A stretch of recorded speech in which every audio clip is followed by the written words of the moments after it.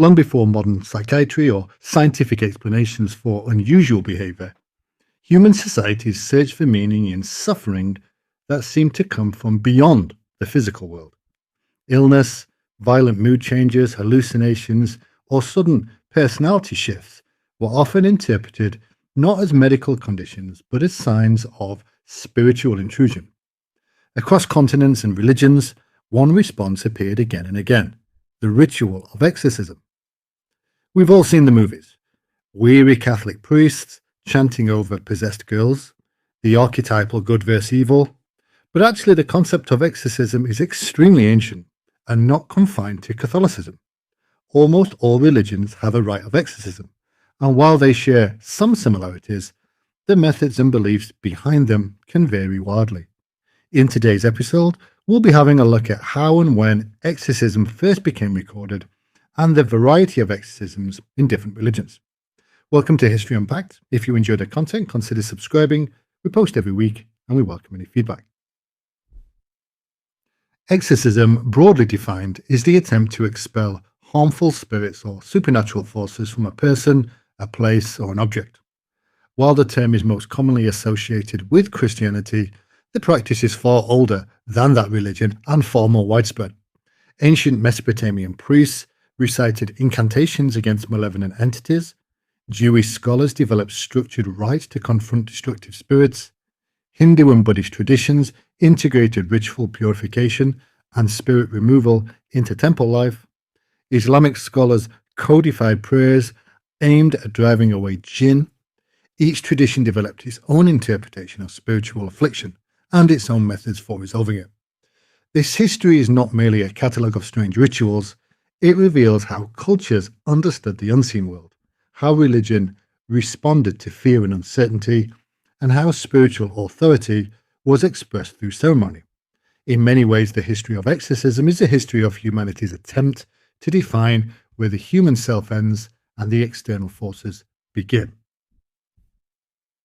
Some of the earliest known exorcistic practices emerged in ancient Mesopotamia, where illness and misfortune were often attributed to malevolent spiritual beings. Clay tablets dating back thousands of years describe ritual specialists, often priests or healers, who recited formulaic incantations to drive away harmful entities. These ceremonies combined spoken charms, symbolic gestures, and protective objects. The Mesopotamians believed that spirits could enter homes or bodies, bringing madness or physical suffering. Ritual specialists invoked protective gods and used figurines or purification rites with water, fire, or incense to force spirits to depart. Even at this early stage, several elements that would define exorcism for centuries were already present: authority derived from religion, spoken sacred words, and the dramatic confrontation between human order and supernatural chaos. In ancient Egypt, similar ideas appeared.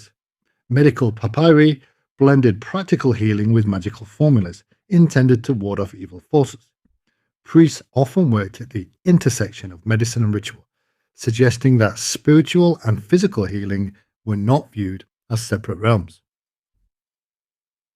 Early Jewish tradition played a major role in shaping later exorcistic practice. The Hebrew scriptures describe spirits and divine intervention, but explicit exorcism rituals became clearer in the Second Temple period. Jewish communities believed that harmful spirits could afflict individuals, and ritual solutions involved prayer, invocation of God's name, and symbolic acts. One well-known tradition involved was the use of sacred names and objects tied to the wisdom of Solomon. Later texts describe Solomon as possessing authority over demons, a theme that influenced Jewish and Christian ideas for centuries. Ritual specialists might employ written amulets, blessings, or recantations of scripture to command spirits to leave. These practices were significant because they established a theological framework. Spirits were subordinate to divine authority. The exorcist did not act through personal power, but as an instrument invoking the authority of God. Exorcism became deeply associated with early Christianity. In the New Testament, accounts of Jesus of Nazareth include numerous episodes in which he expels demons. These narratives portrayed exorcism not only as healing, but as proof of spiritual authority and divine power. Early Christians saw demonic forces as real agents active in the world. As Christianity spread through the Roman Empire, exorcism became a visible sign of the new religion's strength. Converts sometimes underwent minor exorcistic prayers during baptismal preparation, symbolizing a renunciation of evil. By the 3rd and 4th centuries, certain clergy were officially designated as exorcists within the church hierarchy. Rituals gradually became more structured, involving prayers, blessings, crosses, and holy water. The ceremony emphasized command rather than negotiation. Spirits were ordered to depart in the name of Christ. During the medieval period, exorcism became increasingly formalized within the Catholic Church.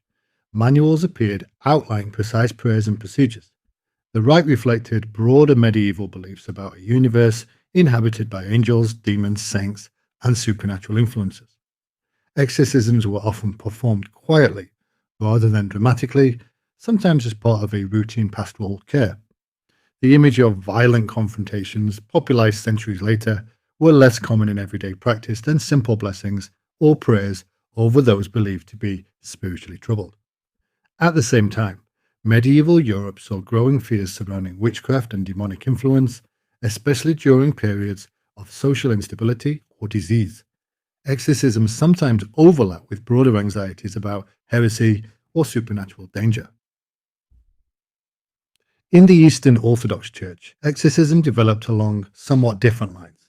Prayers attributed to early saints such as Basil the Great were recited over individuals seeking spiritual healing. These rites emphasize humility, fasting, and the power of prayer rather than theatrical confrontation. Orthodox practices often frame spiritual affliction within a broader understanding of spiritual struggle. Exorcism could be part of an ongoing pastoral care rather than a singular dramatic event. The ritual setting, incense, icons, and chanting reinforced the sense that spiritual healing occurred within the life of the church community. In Islam, beliefs about jinn, intelligent spiritual beings mentioned in the Quran, shaped attitudes towards spiritual affliction.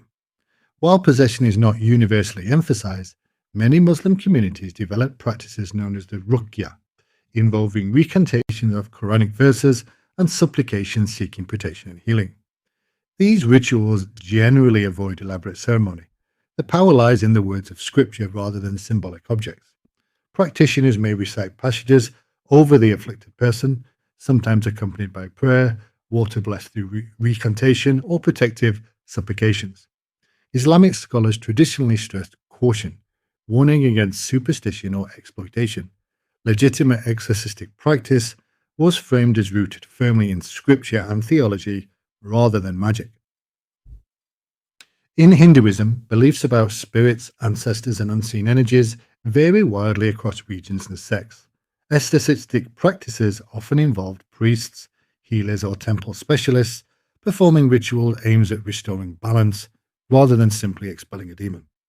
Ceremonies may include mantras, offerings, sacred fire rituals, or the invocation of protective deities. In some traditions, fierce divine figures such as Kali or Hanuman are called upon to repel harmful influences. Unlike the command-based approach common in some Christian traditions, Hindu rituals often focus on appeasing or redirecting spiritual forces. Their goal is harmony rather than confrontation, reflecting broader religious concept of cosmic balance. Although often perceived as philosophical rather than ritualistic, many forms of Buddhism include rites intended to dispel harmful spirits or negative energies. In Tibetan and Southeast Asian traditions, monks may perform chanting ceremonies, protective blessings, or ritual dances designed to drive away malevolent forces. These rites are less about moral evil than about disturbances in spiritual equilibrium. The emphasis is frequently on compassion and transformation rather than punishment of the spirit. Monastic authority and sacred chanting serve as the primary tools of purification. The rise of scientific thinking in early modern Europe began to challenge supernatural explanations for illness. Physicians and theologians debated where possession ended and mental illness began. Nevertheless, exorcism persisted, adapted, and sometimes became more cautious. By the 17th and 18th centuries, church authorities often required strict investigation before approving formal exorcisms. Skepticism grew, yet popular belief remained strong, especially in rural communities. It was during this period that exorcism also became a cultural symbol, a dramatic representation of the conflict between faith and doubt in an increasingly rational age. In the 20th century, exorcism entered popular culture through books, films, and media portrayals, often emphasizing dramatic confrontations.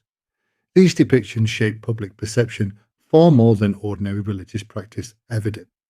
Religious institutions, particularly the Catholic Church, maintained official rites but generally insisted on medical and psychological evaluation before declaring possession. That being said, despite many faith communities shifting towards understanding exorcism as part of a broader pastoral care rather than spectacle, it has seen a resurgence in modern times, with popes focusing on exorcism as a real spiritual process and giving it greater attention and even training its priests. Today, exorcism continues to exist across many religions, though its meaning varies widely. For some believers, it remains a literal spiritual necessity. For others, it functions as symbolic ritual, psychological support, or cultural tradition.